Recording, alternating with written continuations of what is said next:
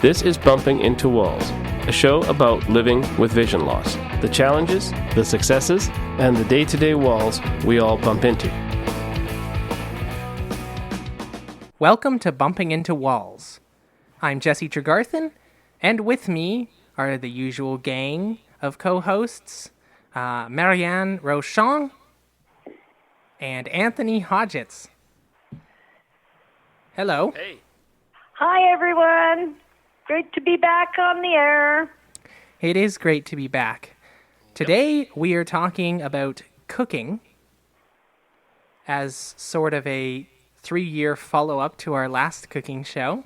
And we're going to start it off by letting Marianne go right ahead and talk about her experiences cooking. Hi, everyone. Well, my experiences with cooking are a little odd because I bought a new appliance to cook on. And this is a stove built for blind people. So there is no buttons on the front of the stove whatsoever. The dials are lower, and the elements on the top of the stove have bells on them. So they let me know when the burner is hot, there's a certain sound. And then when I'm boiling something or cooking something, it lets me know when it's boiling strong so that I don't go and put my hand on the burner and burn myself. So I'm getting used to this stove with all these little extras, but it is pretty cool to cook on. Self-cleaning, I love it. So there's all kinds of appliances out there to help us manage our cooking skills when we are blind. And another thing I've learned is you have to have a lot of spoons handy to taste test what you're cooking because you can't see it. You can only smell what you're cooking. So therefore, I'm a big believer in taste testing everything I'm cooking when I'm standing around pots and pans. As you get older, you'll develop your own sense of touch. Like as you're stirring and scooping and grabbing items, you'll learn with time when they're done, when they're still raw, when they need more cooking. And you'll obviously know if you burnt something because you'll smell it. Or the smoke detector will go off. Oh, yeah, I never even thought of that. Or the smoke alarm will go off. And there is a lot of gadgets. If you know where to shop or call the CNIB in Canada, they are knowledgeable with cooking utensils, and there is a lot that you could find on the internet as well. So it's to each his own preference and what they want to use and not use. For me, I don't really get too many gadgets because I've been cooking for many, many years. So it was a trial and error that I've learned over the years. I don't need these new gadgets, but someone that's just going blind, that's never cooked, if they get gadgets, then they will get better and adapt with them as time goes by. But for me, I've been cooking since I was, a young kid, helping my mother in the kitchen. So many, many moons ago. So having these new gadgets is not for me. But that's not to say that it's not for everyone. So that's about it in a nutshell for me. I don't know if you guys have anything you want to add. That stove sounded kind of intriguing. I mean, when you get a stove like this, what made you get it, and was it just part of the apartment, or? Well, yeah, it's part of my apartment because the last apartment I rented, they had a stove top that was glass. Oh no! And for a blind person, that's awful. For me, it was awful because I could never know when an element was on. Literally, I never knew. And because it's all glass and it was black, so on top of everything else, even if I did have a little bit of vision, I still couldn't see nothing. So when they asked me what type of stove I wanted in my new apartment, I said, as long as you don't get me a stove that's all glass, I'm happy. And they said, well, okay, we're going to call our people that supply the apartments. And when they told them that this tenant, being me, was blind, they offered the new line of a stove made for the blind. So it's brand new, and it works like a charm, and I love it. And I don't know if I could go back to a regular stove with all these buttons and elements and everything else going on. Now, I think that that's amazing because I haven't heard of such a thing before. I mean, I know that the gadgets exist, and I've heard of talking microwaves and all that sort of thing, but that sounds awesome. I think I'm coming over to your house to cook. Oh, yeah. And it's called Simplicity. That's the line and the make of this stove. It's called Simplicity. Wow. Okay, and if you check out our podcast, we'll try to have a link maybe to the product in the show notes. Yeah, okay. If you check out the podcast. So. Yeah. Anthony, have you cooked anything? I haven't for quite a while, but I can tell you that when I was living in a dorm, the most important thing is get as much room as you can to make stuff, because smaller kitchens, there's just certain things you can't make in a small kitchen. Yeah, well, I'm alone, so it doesn't matter because there's just me. Yeah, right? But when you got three other guys and they leave a big old mess, and I just used to clean my stuff up and leave their crap behind, and they used to get so mad at me, and I'm like, well, clean your own dishes, guys. Yeah. And you knew they were going to do it when Mom and Dad were coming. All of a sudden, there was this mad scramble, and I said, why can't you guys do this stuff every day? Yeah. But whatever, they were young guys like me, so... Sure, true. I mean, it was... And the one thing I've also discovered is microwaves can also kind of be a savior for those who are just learning how to cook, because you don't have to worry about pots and that type of thing. Well, that's true. You might not have to worry about pots per se, but you still have to worry about what type of, well, whatever you're putting in the microwave, what is it in? Yeah, don't put metal in there or it's going to spark. Well, that's the thing. If you're not sure what you're putting in the microwave, is it got metal on it? Is it a porcelain bowl that's got gold or silver trim on it? You won't know that. Those are bad for the microwave. I learned that the hard way. And as for, like sort of the subject on microwaves and everything, last time we did the cooking show, I wasn't really cooking at all, and I've sort of been learning how to do that now.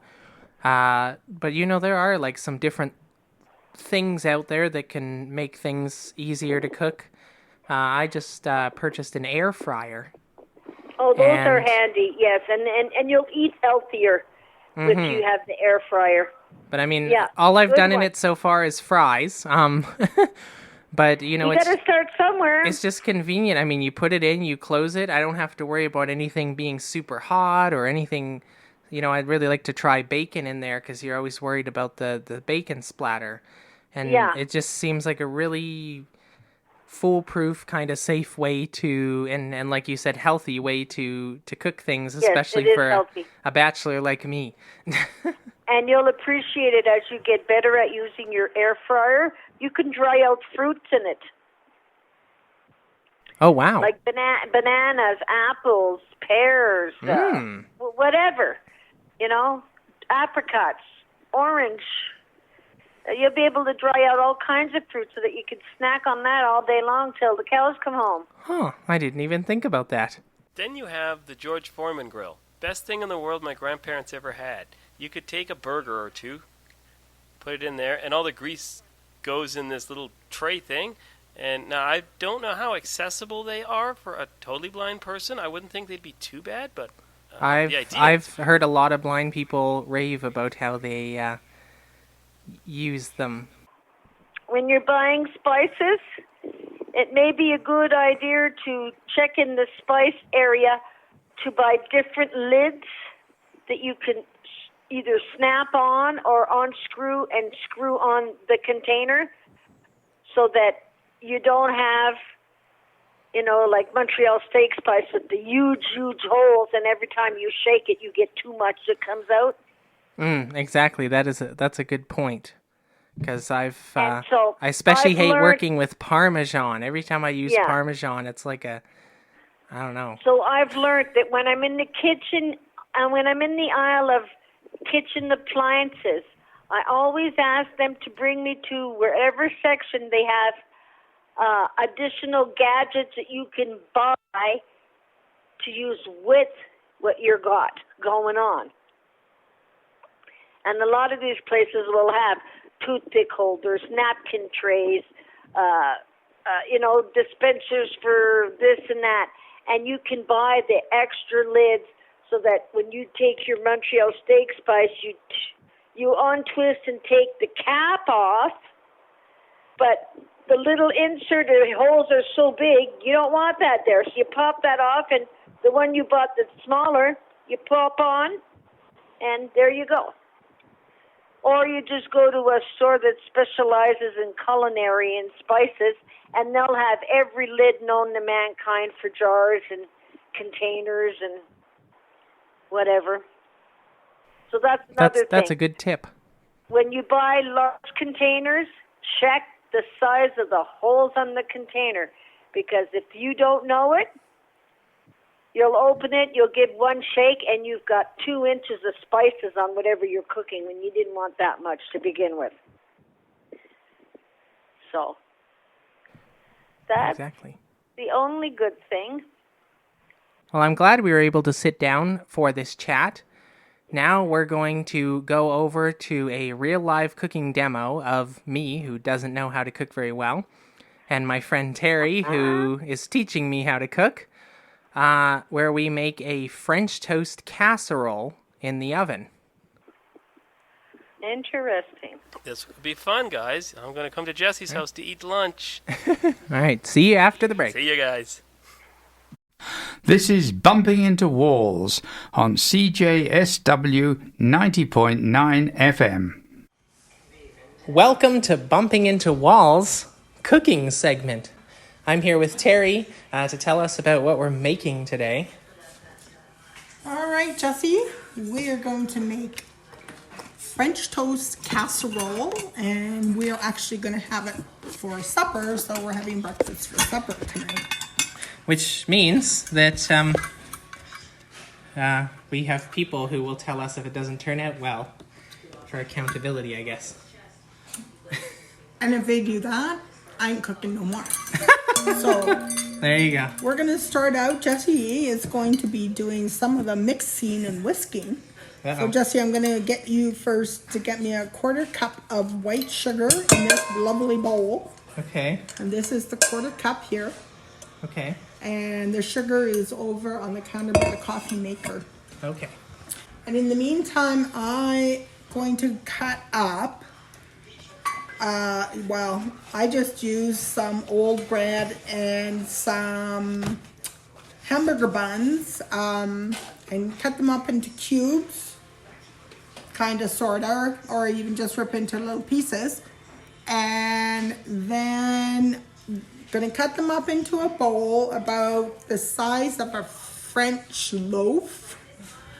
And then we're going to put it into a 9x13 square pan, which you are going to spray with some spray so that the French toast and the egg don't stick to the bottom.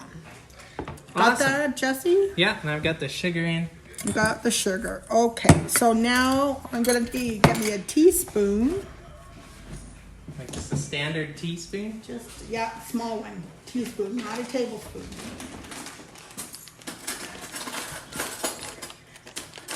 And so in the egg mixture so far, we got a 1/4 cup sugar. And now to it, we're going to add a teaspoon of cinnamon, if I can get the bag open. Oh. Maybe not, maybe so. Do you have a teaspoon? Yep. Let me see. I made the mistake of using that bag of cinnamon once to have cinnamon toast. And ended up with mostly bare toast and cinnamon all over the counter. Here's your spoon back. What do I So do with just it? put your spoon into this bag. Make sure you dump it in the bowl. You don't miss. Okay.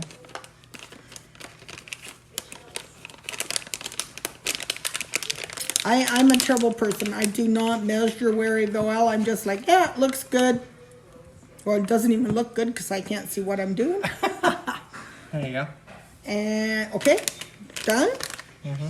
Now I'm going to get him to do the fun part. Uh-oh. I got a dozen eggs here. And he's going to crack 6 eggs into the bowl. And only the eggs, I don't want the shell in the bowl. Now, I got this recipe from my dear daughter when I went to Texas. And she made this for me, and I'm like, oh my God, us blind people, this is the cat's meow as far as I'm concerned. We don't have to fool around with dipping bread into a bowl and then having it break up in your hands and then trying to put it into a frying pan and then try and figure out how to flip it. Now, some people might like it, but I like the lazy way. Or maybe it's even the easiest way. And we're going to do it as a casserole in the oven. Now, in the meantime, I am going to try and find the Pam and spray my... Where is Pam? Oh, there's Pam. Spray my casserole dish. Now, I'm doing a little bit bigger casserole dish because this is delicious as leftovers. Okay, got actually I'm just using a loaf of bread that wasn't cut. I'm gonna dump it into my casserole dish. And I probably got too much, but hey, That's okay. Okay, I'm trying to dump it in the casserole dish, but I got it everywhere but. My casserole dish is actually pretty darn full. But hopefully once we get the liquid in, it might hopefully push it down a bit, or I've just way too much bread.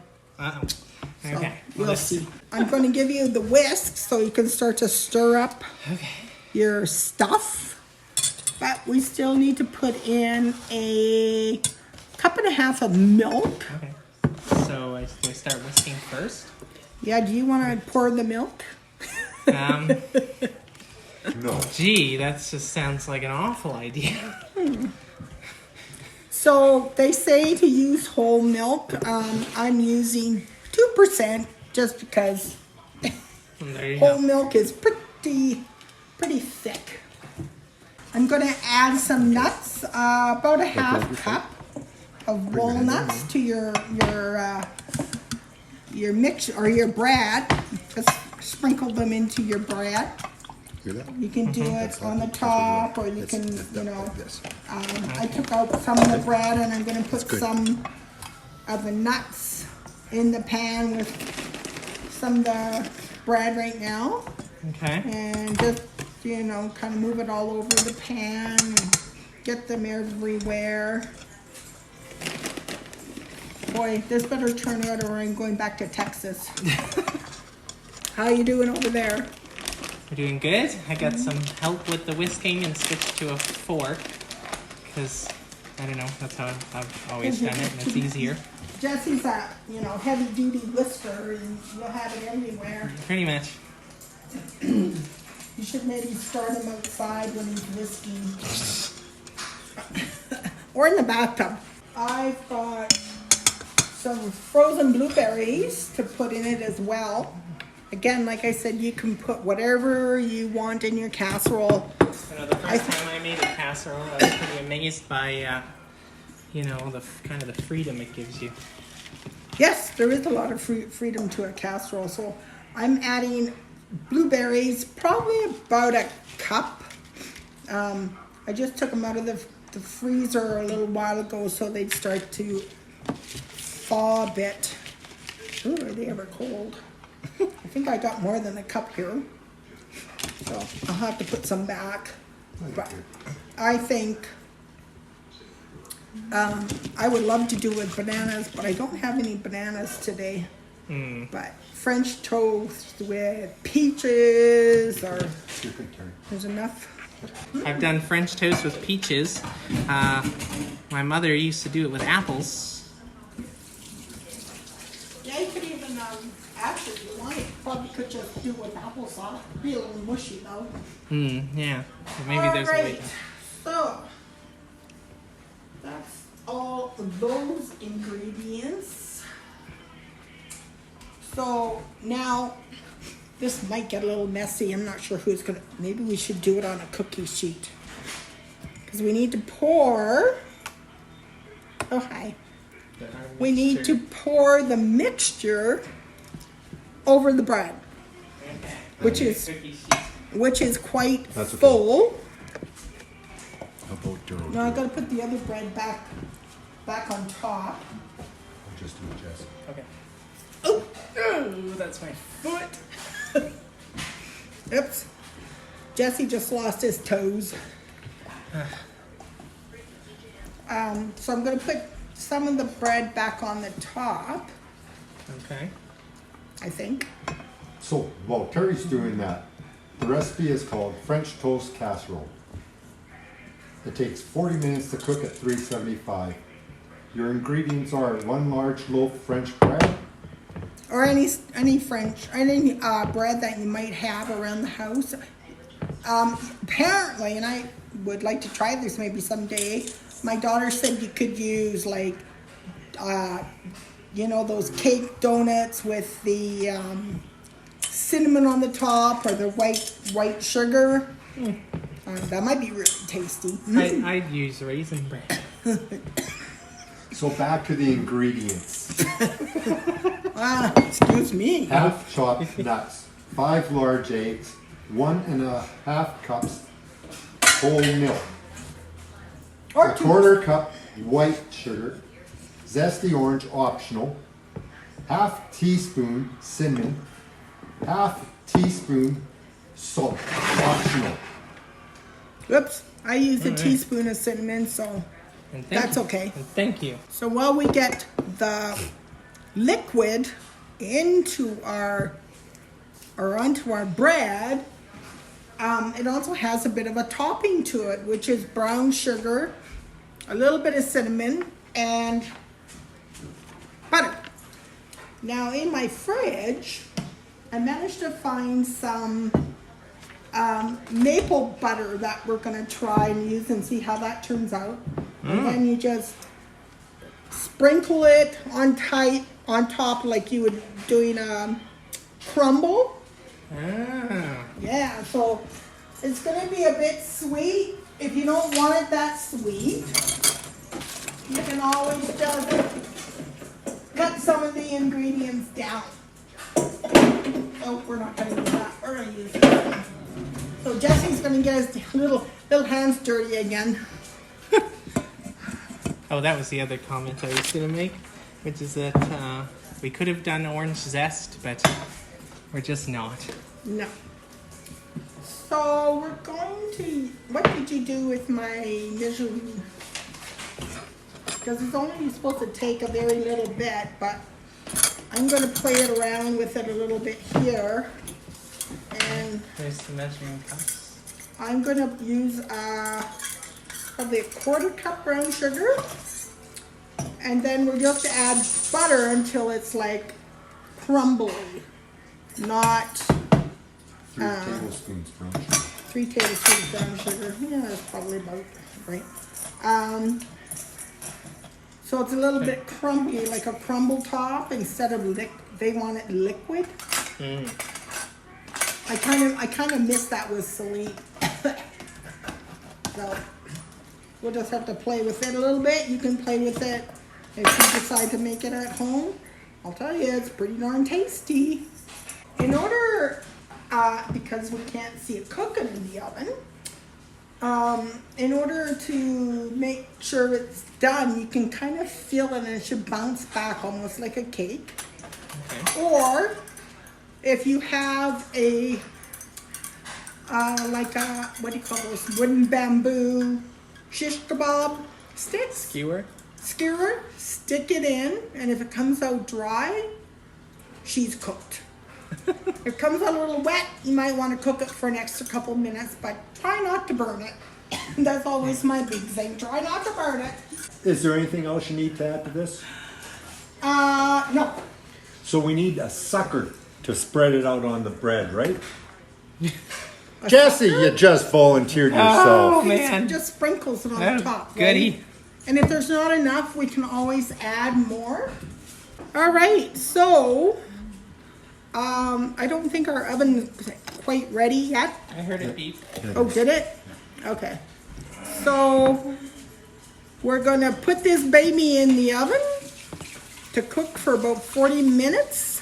All right, Jesse. Well, we took our casserole out of the oven after 40 minutes. Our eye person, Daryl, took a long knife and stuck it in, and it came out nice and clean. But we found out we got a problem. We added way too much bread, so instead of layering the pan like I did, you only have to put one layer in the bottom. And then you add your walnuts and your fruit, top it with your topping, and in the oven it goes. So how did it taste, Jesse? It tasted pretty darn good. I think we all enjoyed it. And it was nice having the berries in there, and it was good and sweet. Even his 4-year-old had 2 servings. Mm-hmm. He's never had that before in his life. And then after all that sugar, we sent him to bed. But we now have enough left over for tomorrow for breakfast. Exactly. So it's a little hit and miss, but it was a pretty good first attempt on our part. A learning experience. And it is a multi-purpose dish. I mean, you could technically eat it for dinner or dessert or breakfast or... And we were discussing if you pre-cook bacon, you could, put bacon chunks in it, or pre-cook your sausages and throw it in, and then you got a one dish dish. Less dishes for Jesse to do, in other words. Exactly. But yeah, it turned out pretty good. Look, to me, a little sweet. I'm not used to having sugar in my egg mixture, but everybody's tastes are a little different. So give it a try. Yeah, and don't be afraid to mess with it a little bit and see what you come up with. And also, thank you to Daryl for his eyes. And we'll be back again. Excellent. Bye.